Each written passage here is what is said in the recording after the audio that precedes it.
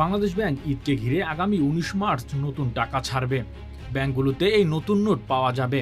এবার ৫, ২০ ও ৫০ টাকার নতুন নোটগুলোতে শেখ মুজিবুর রহমানের ছবি থাকবে বলে জানা গেছে।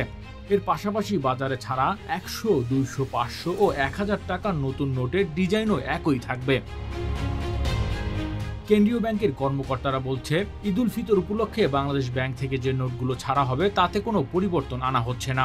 আগের ছাপানো টাকাই বাজারে ছাড়বে কেন্দ্রীয় ব্যাংক। বাংলাদেশ ব্যাংকের মুখপাত্র ও নির্বাহী পরিচালক আরিফ হোসেন খান বলেন, এই মুহূর্তে কেন্দ্রীয় ব্যাংকের কাছে শেখ মুজিবুর রহমানের ছবিযুক্ত প্রায় ২০,০০০ কোটি টাকার নতুন নোট রয়েছে। এসব নোট পর্যায়ক্রমে বাজারে ছাড়ার বিষয়ে সিদ্ধান্ত রয়েছে। ছাপানো এই নোটগুলো বাতিল করলে বিপুল অঙ্কের অর্থের অপচয় হবে। কেন্দ্রীয় ব্যাংক এই অপচয় এড়াতে চায় বলে ছাপানো নোটগুলো ঈদ উল ফিতর উপলক্ষে বাজারে ছাড়া হবে। Desk report, metro TV.